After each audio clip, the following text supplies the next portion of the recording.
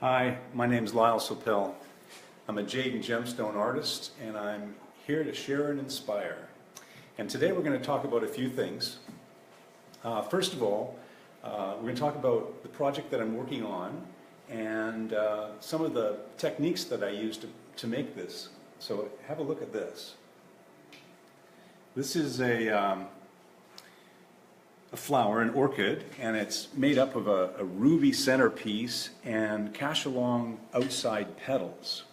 So it's not finished yet. It's just kind of an experiment really for me, because I've never actually worked on anything like this before. But I wanted to show you how the process takes place and what's involved in putting this together. But first of all, what it entailed was being involved with a variety of different kinds of stone. Now, the first thing that's really interesting to me is the ruby. This is natural ruby. And it's been cut open, and you can see from the top view just some of the crystal formation, and it was probably a little bit larger like this before it was cut. It was very fascinating. Now, this ruby is from the Congo, Africa, and what's surrounding it is zoite, which is a matrix to the ruby, and it needs to have this chemical combination that's in the zoite and the ruby in order to form its crystal. So this is it in a variety of different angles here. This is cut open again, and you can see how beautiful that zoite is with the ruby here. And so along with that, the flower petals came from this stone, which is the cash-along, and it comes from Central Asia, and it's supposed to be a family in the family of opal, which is kind of strange. It doesn't have any flash or anything, but it's incredibly dense, incredibly hard, and I can carve it very thin without it breaking. So that's what I'm really interested in, is being able to do that with this stone, and also have a white stone, which is fantastic. So very few minerals in the world are actually red or white. There's always this combination of different things. So I'm really excited about being able to do this with red, ruby, and the white cash-along. So if you just want to browse some of my workbench, this week we have a lot of things in play, and I'm really fascinated by the combination of different sorts of materials that I work with. It's always inspiring to have this kind of stuff here today in the studio. So they all belong to some pre-organized design. So at some point in the future you'll be able to see what those are. But at this point we're just going to talk about the flower. And also today I wanted to talk about imagination and discipline, which seem to be really at two ends of the scale in regards to having a successful carving studio or a successful creative studio of any kind. Imagination and discipline, they don't seem to ever work together, but I'm going to talk a little bit about it and share my ideas on how those two things really do work together, and without one or the other you can't have success. But first of all, because Jesse had asked in the past, I want to show you some of my detailed things that I'm going to use to make this flower. So come on over here.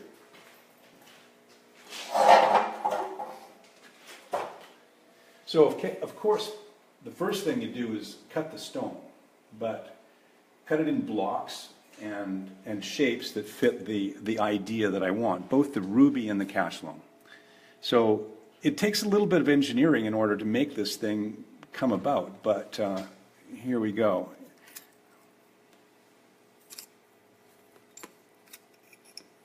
So as you can see, it's been made in separate pieces, and this is the centerpiece. This will hold it all together.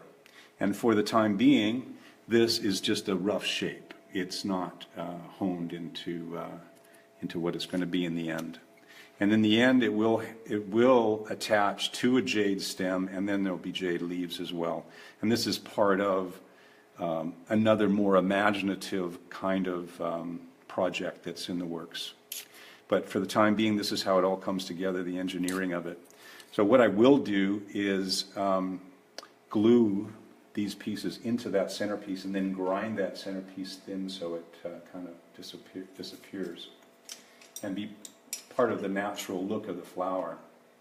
So, in order to do this, I first of all grind the shapes with a coarser grinder. Like I have a 10-inch diamond grinder that I use, and then I have a sanding drum, and so those kinds of tools I think everybody in the lapidary world will be familiar with, and that's what I use to get to this point. I grind and sand and cut.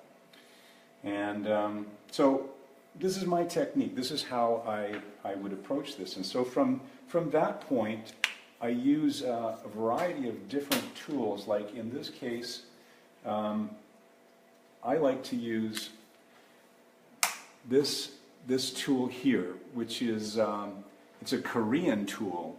Now this is like an ultrasonic tool. It's the motor is in the handpiece, and this is the electrical source and the speed control here.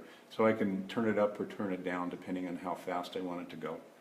But this is originally designed for dental work, so it's very finely honed tool. It doesn't vibrate, and is very good for this kind of work. And to accompany that, I use a diamond point that is a 100 grit. So this will do carving, and it will also give me detail when I change the bits. So I'll change the bit, and I'll show you what I'm going to do here on the patterns that I've started. So I think it's important to have a little more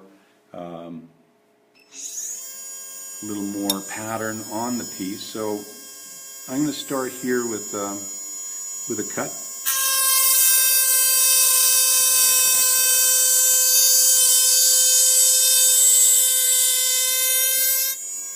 I think this just adds a little more to the piece.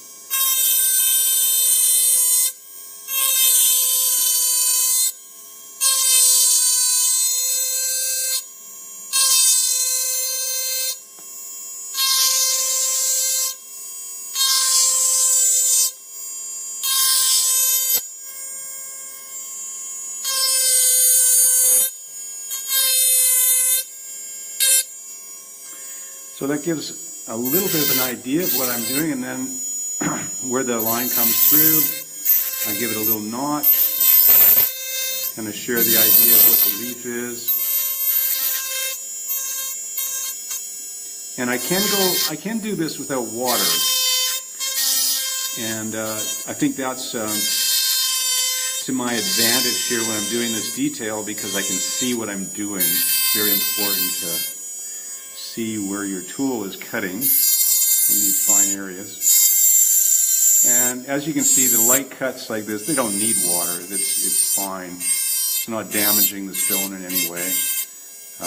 If it was more aggressive, the water would have to cool the stone in order for it to cut well and not damage the stone while you work it. But in this case, so now we're getting kind of the look of the leaf and adding a little more pattern to the thing.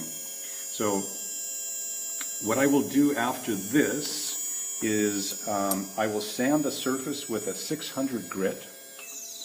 And here's a technique that I use on this tool. Now, not everybody might know this, but this is something that I've worked out myself, is I use a diamond paper, and the diamonds are just in little pellets there glued to the surface of this paper. And so I put it together so I have diamond on either side of this pad, and then I put it onto a mandrel with a screw. So what this does is it gives me a diamond surface on one side and a diamond surface on the other side, and when I want to work in the curves and so on, I can work into it like this.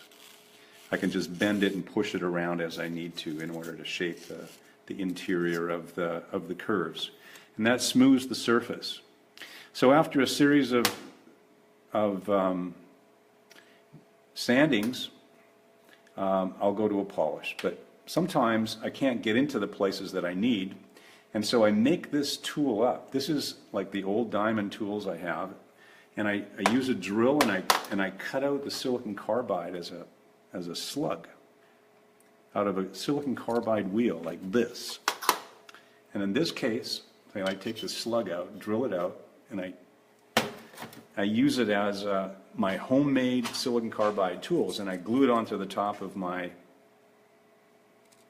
hand tool here. So this is just a worn out diamond bit, and I glue it on, and then I can shape it. I can use it in that handpiece, and I can shape this tool with another diamond tool or sandpaper and get it to any shape I want. And then I can also use that as a finishing tool to get into some of the tight places I need. So that's really helpful. So I can go from that to a Cratex, or this is actually another diamond tool that's maybe not too easily to see, but it's got 600 grit diamond into it, and that also gives me a finer surface. So from that I can go to felt, and I use felt mounted on a point, and I can get inside and polish with this, and I use a diamond paste, and it's a fine grit diamond paste, and it'll polish the surface. So the same thing, the same process is applied to the ruby. I cut the surface and I go into it with the silicon carbide to smooth it, and then the paper to sand it on the outside. And then put it all together into one composition, and then I'm going to add that to another thing. So that's technique. So technique is one thing, and it's not the whole process. If you're thinking about being a creative person in a studio and you want to continue to be imaginative, you need a way to continue to encourage your imagination to develop, because what's really important is to be unique every time you create a sculpture, and that's what clients really enjoy. So I want to ask a question. What do you think is more important, imagination or technique? So you can let me know, but personally I feel that the imagination is more important than technique, because technique is something that is like an extension of your tools. You just learn how to deal with that, and you can make whatever you want. And I think a technique can be learned by anybody, as long as the desire to know how is great enough, and the willingness to put out the energy to learn. But imagination is your own individual expression. It's your unique interpretation of your art form. And that's what has the most value. That's what a collector truly wants when they are buying art of any sort. They want to see unique character. And I believe that the imagination can be enhanced, and you can bring forward a lot of that. One of the things that really kind of blows me away is when I go to a social gathering in some way and people ask me what I do for a living, and I tell them that I'm an artist, and they go, oh my God, they always say, I wish I was imaginative, and I can't believe that people don't think that they are imaginative, because it's such a natural part of who we are as human beings. I can remember when I went, I was a student, or a child actually, going to school. I had a very active imagination, and I spent a lot of my time looking out the window. And eventually, through my school years, I was trained to not have my imagination stray outside the window, but come more into the classroom and be more academic.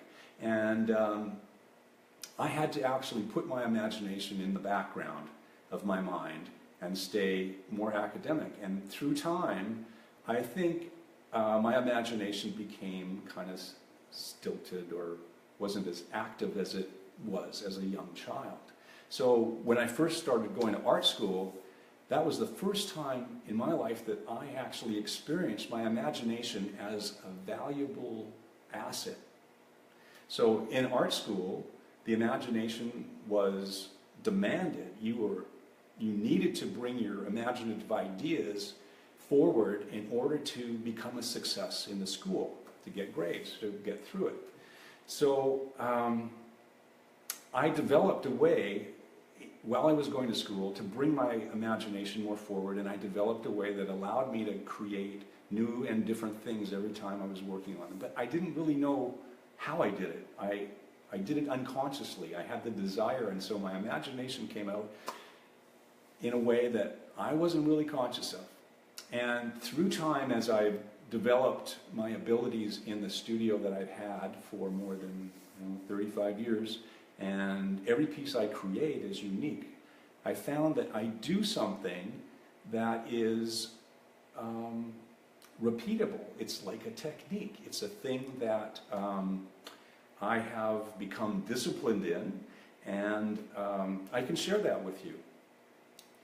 So I found that whenever I needed to be imaginative, when I, say, producing some work for a show or something like that, I could actually sit down with a notepad, a sketchbook, and draw out the ideas that I wanted to do for the upcoming show. And I could do it a series of them, or whatever. It wasn't one, it was a whole group. And I realized that I had the ability to actually call on my imagination and express. That was through practice and through discipline. So what it was that I was doing, and I realized this after analyzing my thought process, was that I would sit down and I would allow my mind to be quiet. But the first thing I would do is decide what the subject was that I wanted. I wanted to create. If it were whatever it was, I'd do research. If it was eagles or raven, whatever the subject was that I wanted to create, I would fill my mind with that subject. I would research it on the internet, and I'd go through the books I have, and I'd study, read about the subject, and just really imbibe everything I wanted to know about the subject. Then I would sit quietly. I would sit quietly for 5 minutes, and I would just allow everything to leave my mind. And you might want to call this meditation or a focused attention or something like that. But the way to do it is to sit quietly. You can close your eyes. You can take a deep breath in and follow that breath in. And then you can take a deep breath out and allow that out. And you go in and out, in and out. And just allow that to quiet your mind. Now, do that for at least 5 minutes or however long you feel comfortable. Then, take a pencil and a sketchbook and draw the first thing that comes to your mind. Whatever it is, you just have to trust that your mind will come forth with your unique idea, whatever that is. And when you see that one thing, then you can look at it and imagine what it might be, or it's already there. And then do 5 more drawings of that same thing. Sketches. It doesn't have to be a detailed thing, just 5 more sketches. And I promise you, within that group of sketches will be a unique design that will help you into the next subject or theme of work that you want to do. So I'd be really wonderful if you try this and then commented back to me and let me know how it worked for you. But for me, it's a thing that I've been doing for a very long time, and I am very practiced at it. So I've always used the studio as my place of imagination. And so for me, whenever I walk in the door, my mind just converts right into this state of mind, this imaginative state of mind. And so I would recommend that to you as well, as you choose a place that you want to consider your imaginative place, whether it's a drawing table or in front of your computer or someplace that you can be quiet. But every time you want to be imaginative, you sit there. And every time you sit there or you go into your studio or whatever, you will become disciplined with this idea of imagination. So imagination can be enhanced, but you need discipline to practice it all the time. And it's like no other thing, or like any other thing, whether it's an athletic endeavor, you want to get better at running, or whatever it is you want to do. It's like singing or playing a musical instrument. You need to practice. and it's exactly the same way. So that's the way I've approached it. So I became more and more, I guess, familiar with this feeling. And so now it's just something that I can call up at any time I need it. And I can work on a variety of different things all the time. Because my imagination is now in the forefront of my mind. And I use it to be successful in the art forms that I do. So in my mind, there's nothing more valuable in the art world than a very vivid imagination. That's what a collector wants to see in a work of art. That's what draws their attention to your art. And that's what they're willing to pay the money for, the uniqueness. And the whole world is like that, actually. Uniqueness is something that we all appreciate and praise highly. So, good luck with your imagination, and I hope this was helpful in some way, and thank you for joining me. If I can answer any comments, I would do that as soon as I can. Thanks for being with me today. Bye for now.